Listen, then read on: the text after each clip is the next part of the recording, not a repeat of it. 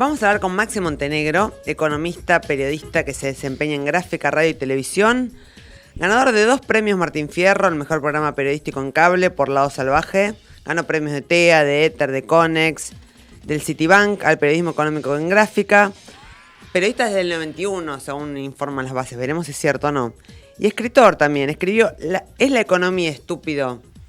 Las historias secretas y las decisiones, trampas y falacias del kirchnerismo. Pero este libro es del 2011. Hola Maxi, ¿cómo andás? ¿Qué tal, Ray? Buen día, ¿cómo estás? Bien, muy bien. ¿Vos cómo andás? Un gusto estar con vos. No, por favor. Bien, muy bien. Tu libro fue... Me río porque tu libro fue del 2011 y estamos en 2022 y más o menos estaría pasando lo mismo, ¿o no? Sí, hoy le redefiniría el título. No es solo la economía estúpido, es la economía y la política en la Argentina, ¿no? Por todo lo que está pasando de las peleas entre la vicepresidenta y el presidente. Claro, ¿esto pasó en algún momento o no? Esto de que estén peleados el presidente y vicepresidente, ¿ha pasado antes?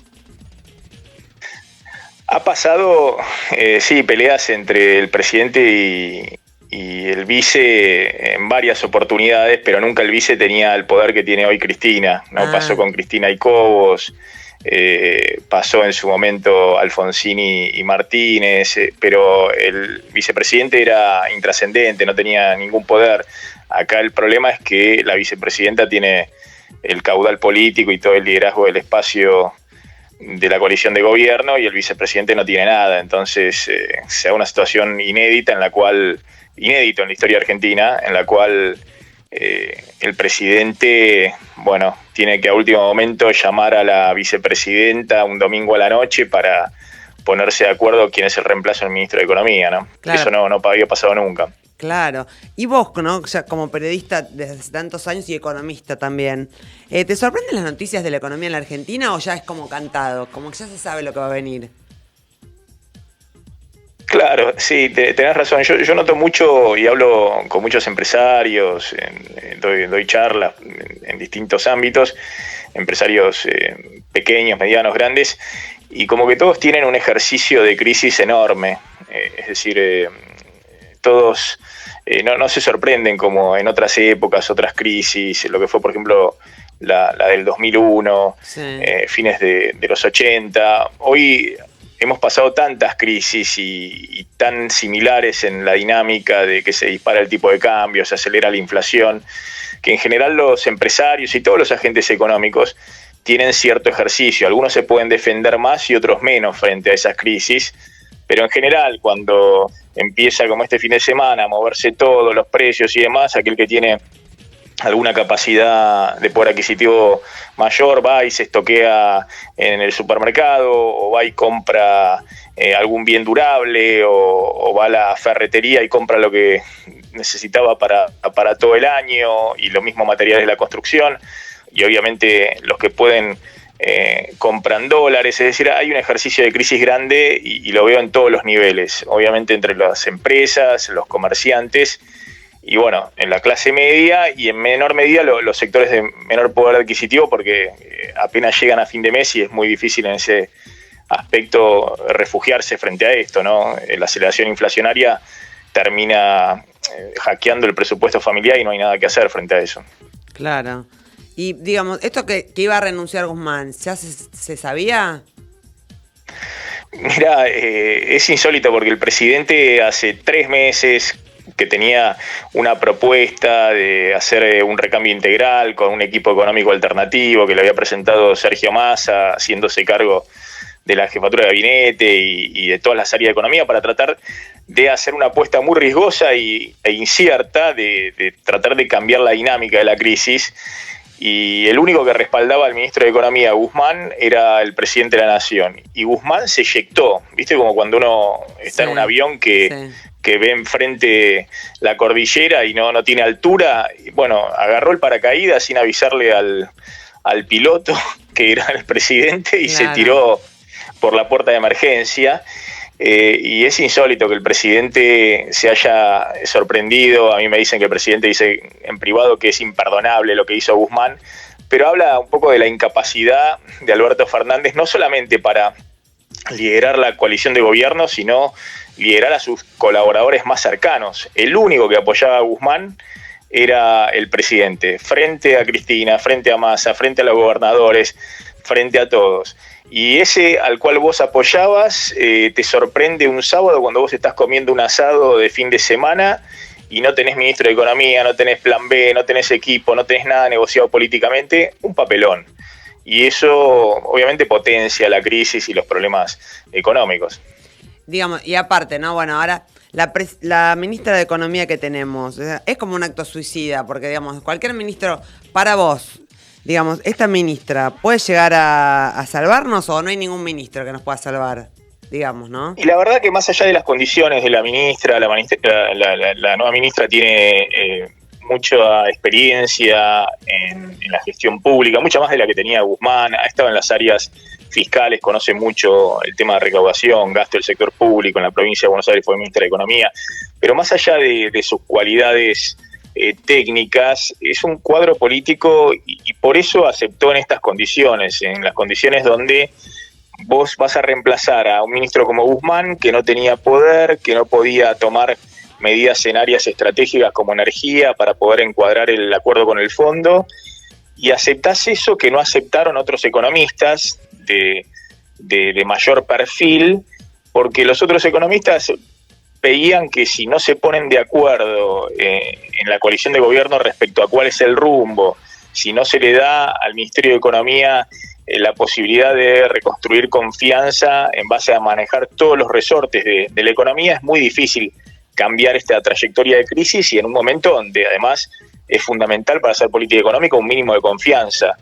Y yo no veo cuál es la dinámica que pueda cambiar las expectativas. Ojalá aparezca algo, pero no hay nada en el horizonte que pueda revertir esta trayectoria de crisis. Y lo que estamos viendo esta semana no es solamente la corrida de los pesos al dólar, ¿no? La suba ya a niveles muy altos del dólar, sino lo que estamos viendo es una corrida en la economía real, es decir, lo que te decía antes, los agentes económicos, se cerraron los dólares para la importación, entonces aquel que tiene que importar ya está marcando los precios a un dólar de 250, y aquel que tiene un stock de productos se planta sobre ese stock y no lo vende y dice no tengo precio, vamos a ver cómo están los precios en la semana que viene, y el que tiene que vender algo porque necesita algo de caja le remarca en un día 20, 30%, es una dinámica muy compleja que lleva a acelerar la crisis en la economía real. Básicamente aumentan los precios y cae el nivel de actividad. No, pero digamos, es lo que pasa con el gasoil, no es que en realidad, a mí me dicen a mí que en realidad no es que no haya gasoil, es que no lo quieren vender porque no les conviene, ¿o no? Bueno, evidentemente hay algunos números de venta de gasoil en algunas provincias que son números excepcionales, que no responden a 40% respecto al año pasado, no responden ni a nivel de actividad ni a nada. Es cierto que en todas las provincias del litoral y en todas las zonas de frontera ha habido un traspaso muy grande de países vecinos que vienen en camiones, vienen en autos y demás a cargar del lado argentino, pero también es cierto que ha habido todo tipo de maniobras especulativas, pero no porque haya una gente que especula, sino que cuando están dados los incentivos así, todo el mundo especula para resguardarse frente a la incertidumbre. Es decir, cuando hay precios tan bajos del gasoil en la Argentina respecto a todos los países de la región, y bueno, aparece el contrabando, el que se carga un camión tanque, como denuncia el gobernador de Salta, y parece que pasa por la frontera para Bolivia, los que vienen con camiones cisterna desde Paraguay y Brasil cargan de este lado, es decir, todo tipo de comportamientos especulativos que son muy difíciles de manejar. Claro. ¿Y qué te iba a decir? Contanos de tu libro, porque, digamos, este libro que vos escribiste, Es la economía estúpido, viene por la célebre frase de James Carville, de Bill Clinton, ¿o no? ¿O se te ocurrió a vos? Sí, exactamente. No, exactamente. Es la idea esa de que cuando la economía va mal, no hay político, no hay presidente que pueda ser reelecto o gobierno que pueda ganar una elección. Y eso es cierto en la Argentina y en Estados Unidos y en todas partes del mundo, que haya sistemas democráticos.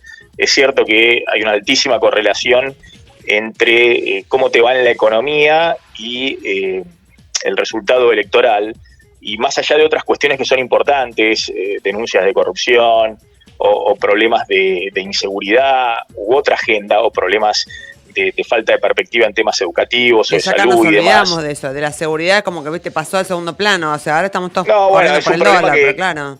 Claro, es un problema que los argentinos lo ven permanentemente, pero el tema es si te va bien o no económicamente. Claro. Eso es lo que sepultó la reelección de Macri, la crisis de los últimos 2 años, y es lo que está sepultando cualquier chance electoral de este gobierno.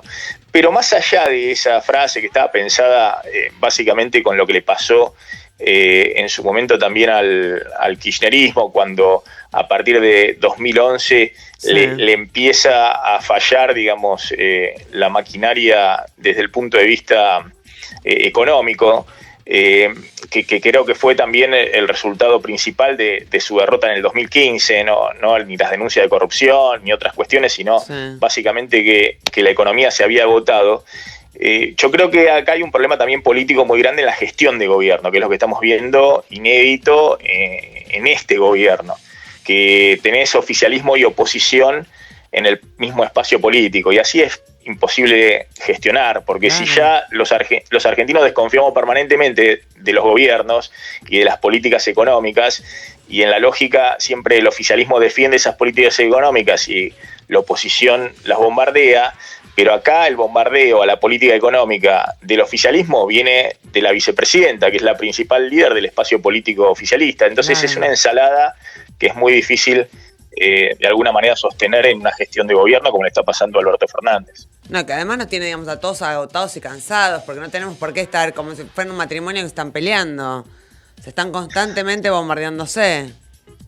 Sí, que rompe la polarización clásica, digamos, la polarización ya hace tiempo que hay un sector fuertemente antikirchnerista, antiperonista, lo que quieras, que está muy enojado con el oficialismo, pero hay un sector del propio voto de Alberto Fernández en 2019 que está enojado, decepcionado. Entonces es muy difícil para un gobierno gestionar cuando tenés el 70% o más del 70-75% de la sociedad, y obviamente no es solamente la oposición, sino que son tus propios votantes, que no solamente tienen una visión muy negativa del presente, sino sobre todo tienen una visión negativa del futuro. Entonces es muy difícil revertir esas expectativas y hacer política económica, gestionar correctamente si tenés semejante panorama. Y no veo que haya un esfuerzo dentro del oficialismo para revertir eso. Claro. Pero vos no me contaste de tu libro. ¿Cómo se te ocurrió escribir este libro en el 2011? ¿No te dio miedo? Porque siempre viste que hay que tener un poco de miedo a los kirchneristas, ¿o no?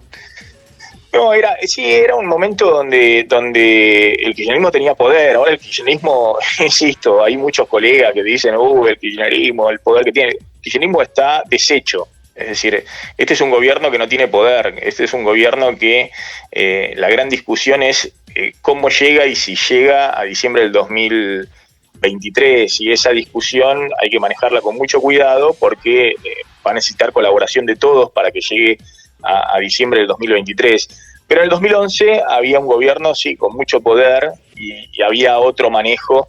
Y sí, cuando escribí el libro en su momento, me acuerdo que se había enojado mucho el que era la estrella naciente del kirchnerismo en ese momento y que después fue el candidato a vicepresidente y vicepresidente de Cristina, cuando Cristina gana en el 2011, en diciembre, con la mayor cantidad de votos, que era Amado Vudú, se enojó, me amenazó y demás, pero son gajes del oficio, ¿no? Yo no veo eso como...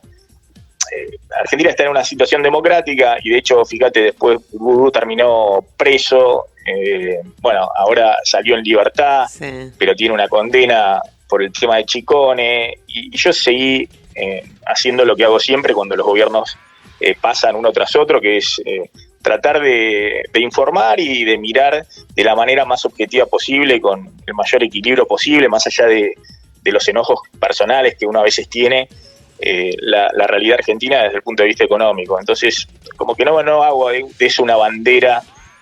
Veo muchos colegas embanderan y dicen Cristina viene por todo. Cristina está viendo cómo hace y se refugia el año que viene, no sé si en la provincia de Buenos Aires, y cómo hace para tratar de juntar los pedazos de la coalición de gobierno. Estamos en un problema grave porque además hace tiempo que tenemos gobiernos débiles, pero gobiernos débiles en el sentido de que no saben construir consensos mayoritarios hacia dónde va la Argentina. Le pasó a Cristina en su segundo mandato, cuando ganó con el 54% de los votos, dijo voy por todo, y a partir del 2013 era un pato rengo cuando pierde en la provincia de Buenos Aires frente a Massa, y el apoyo que recibió Cristina del Papa Francisco no era porque el Papa fuera cristinista, sino porque estaba muy preocupado de que Cristina colgara los botines y no terminara su mandato. Le pasó a Macri, que al no ser un gobierno peronista tuvo una debilidad muy grande de gestión, pero ganó en la elección de medio término y tenía la posibilidad de construir consensos más amplios y sin embargo le estalló la crisis económica y demás y terminó como pudo los 2 últimos años de gestión abrazado al FMI. Y le pasa a Alberto Fernández, que en algún momento en medio de la pandemia tenía la posibilidad de construir consensos mayores, tuvo una popularidad que en algún momento las encuestas daban, no sé, 60, 70%, sí. Y en medio de la pandemia eligió pelearse con Larreta, que la discusión por los fondos de la ciudad de Buenos Aires, endurecer el discurso porque creía que se quedaba con todo y ahora está pidiendo de alguna manera algún tipo de apoyo y demás para llegar a diciembre del 2023, ¿no? Sí, que a mí, ojalá llegue, ¿no? Digamos, o sea, siempre está bueno sí, que por llegue. Supuesto. Claro. Por supuesto. ¿Viste lo que dijo Batakis? El dólar blue es marginal. ¿Vos qué opinás? ¿Qué es marginal? No, es lo que dicen todos los ministros de Economía, pero más siempre, allá del dólar blue, claro, sí. Hay un dólar de dolarización de las empresas, que es este dólar financiero, contado con liquidación, dólar MEP, el dólar que se pone de referencia en los bancos, que es el dólar que, si no hay dólares oficiales y se acabaron las reservas para importar, es el dólar que toman de referencia las empresas si no hay detrás un plan económico que genere confianza. Y ese es el problema que tenemos, que ese dólar hoy está, no sé, 270 pesos, y bueno, es un dólar altísimo frente al dólar oficial de 130 pesos, y bueno, si los precios se fijan a los valores de esos dólares libres, tenemos un problema enorme, digamos, pues se acelera la inflación y eso genera no solamente una licuación de los salarios, las jubilaciones, de todos los ingresos fijos, sino inmediatamente una caída del nivel de actividad, porque obviamente el bolsillo no puede soportar cualquier nivel de precios y en algún momento empiezan a caerse los consumos en los distintos sectores. Y es lo que está ocurriendo desde mayo. Lo que pasa es que acá tenemos 2 Argentinas. Hay una Argentina de clase media alta, diría, que tiene algunos dólares más o menos guardados en el colchón, en la caja de seguridad, que por ahí tiene ingresos que, pese a la licuación inflacionaria, le sobra un poquito de pesos y en vez de ahorrar lo gasta en restaurantes, en gastronomía, en hoteles. Digamos, estamos viendo que hay en ese ABC1 una movilidad muy grande después de la pandemia, hay una revancha del consumo, la gente quiere viajar y demás.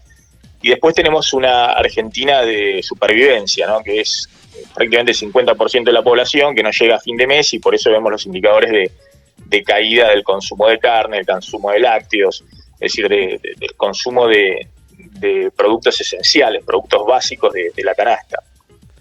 Y viste que ahora estamos todos nos enteramos del cepo, ¿no? Digamos, no todo, bueno, quiero decir, como que por la venta de jugadores de fútbol, por ejemplo, Julián Álvarez. O sea, que esto en realidad le pasa a todos los empresarios de la Argentina. Esto de que venden un jugador de fútbol y lo tienen que comprar, que especificar al dólar oficial.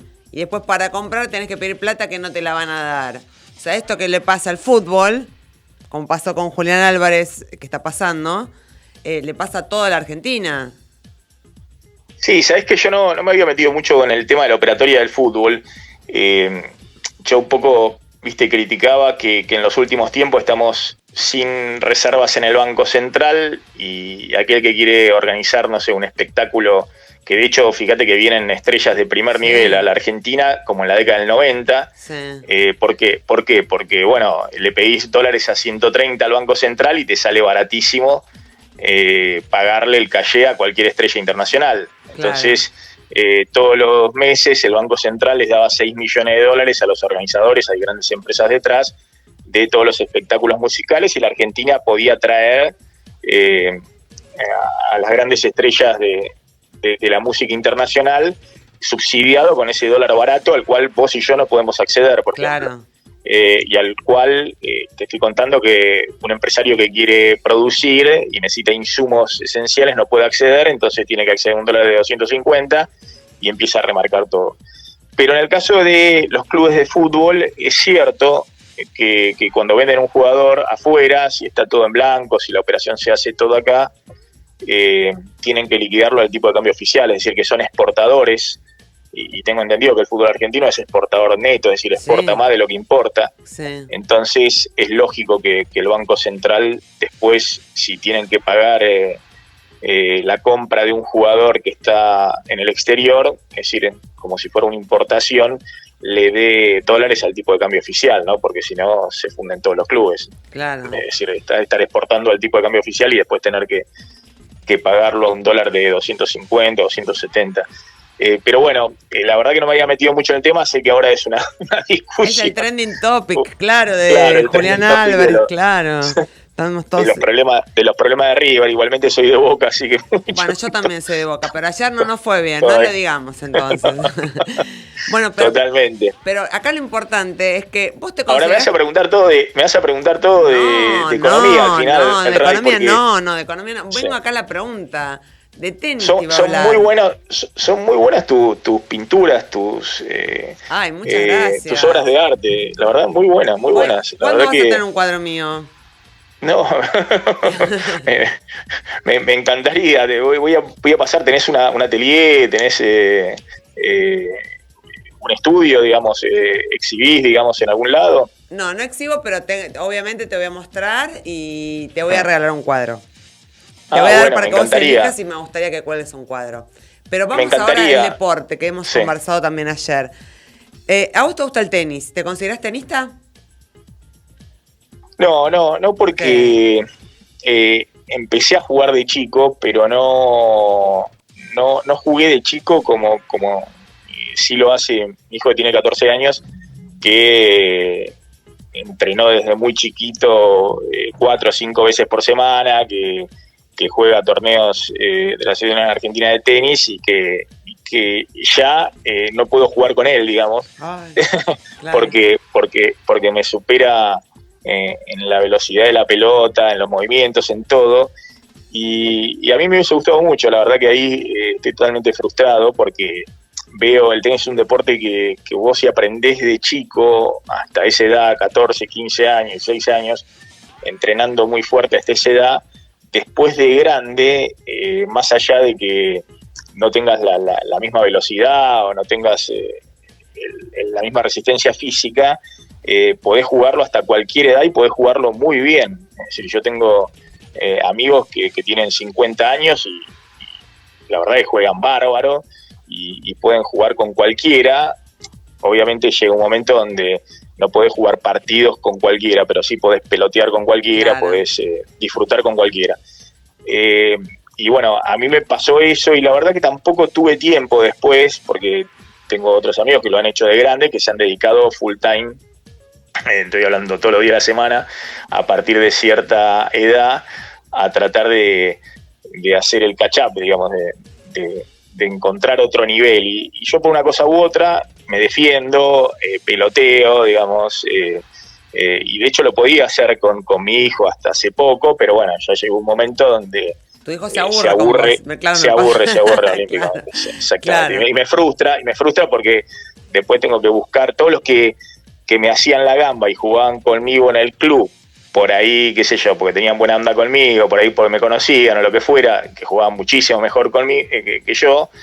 Bueno, ahora también se aburren y quieren jugar con mi hijo directamente. Claro, esto es terrible. Bueno, pero acá la pregunta fundamental, ¿Federer o Nadal? Se le ha dado a todo el mundo. No, a mí me parece excepcional lo de Federer, pero a mí me gusta mucho la historia de esfuerzo de Nadal, porque Federer yo veo que le sale todo fácil, y la verdad que Nadal es impresionante en términos de superación.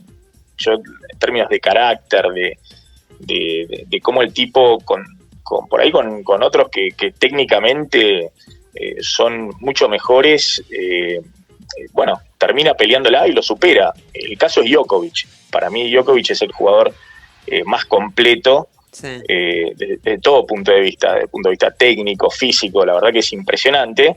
Y uno dice, bueno, ¿y Nadal cómo puede hacer para ganarle? Incluso ya a esta edad, ¿no? Porque tiene, creo que 3 años más o 4 años más que Djokovic. Pero bueno, Nadal la verdad que es increíble desde ese punto de vista. Y el tenis es mucho cabeza, mucho psicología. Es decir, hay tipos que son técnicamente perfectos y es cierto que vale mucho la técnica, pero después lo que define es la cabeza. Esa idea de estás abajo y te están pasando por arriba y aún así podés darlo vuelta. A mí me encantaba Nalbandián, me parecía de los jugadores argentinos para mí el mejor de todos. Me encantaba, la verdad que técnicamente exquisito, una velocidad, podría haber sido perfectamente número 1 del mundo si hubiese tenido la cabeza y sobre todo la persistencia de Nadal o de Djokovic o de cualquiera de los que se han mantenido durante tanto tiempo.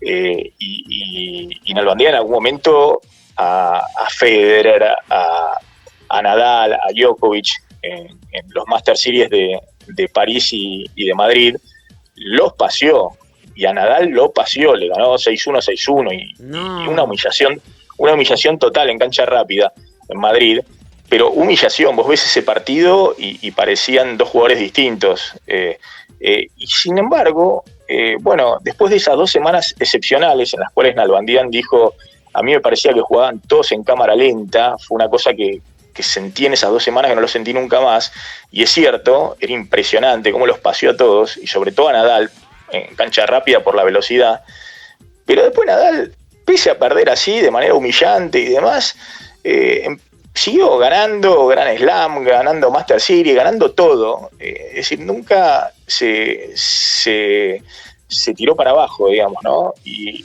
esa capacidad me parece impresionante, ¿no? De recuperación frente a la adversidad, y el tenis es mucho así, porque aunque seas el más ganador, hay muchas veces que perdés, y cómo te levantás frente a esa derrota, para mí Nadal es excepcional desde ese punto de vista.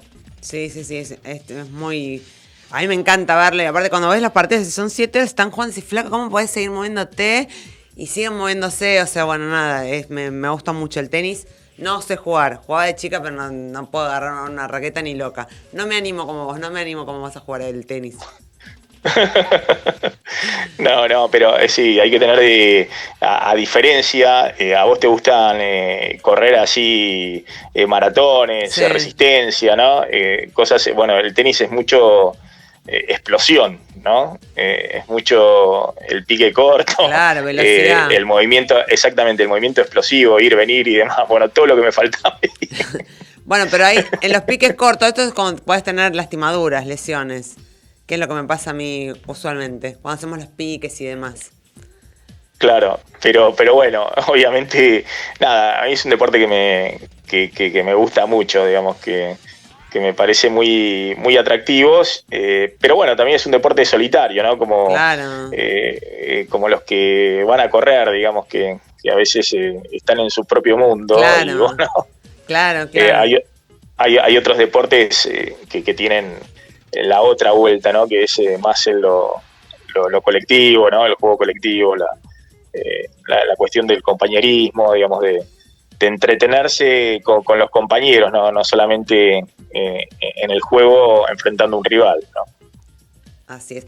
Bueno, te súper agradezco todas las preguntas que te hice. Traté de no hablar de economía, pero me salió. No. Perdón, me salió. Traté de Ray, no preguntar. Un gusto y bueno, seguí ahí. La verdad que es muy bueno lo que ahí pintás y demás. La verdad que es muy, muy talentosa y muy creativa. La verdad que me gusta. Yo soy un 0 a la izquierda en todo el tema del arte y demás, pero bueno, qué sé yo, me gusta que haya gente talentosa en distintas cosas, distintas disciplinas, y bueno, nada, me parece, ahí veía en tu Instagram las cosas que hacías y me parecen muy buenas. Bueno, O muchísimas por lo gracias. menos a mí me gusta mucho y eso es lo que vale, ¿no? Porque creo que el Claro, arte también vale de la visión subjetiva obvio, de cada uno. obvio. Bueno, muchas gracias por habernos dado tu tiempo y por habernos contestado todas las preguntas. Gracias, Ray, y bueno, un abrazo grande para todos y éxitos. Gracias. Besito. Chau, chau.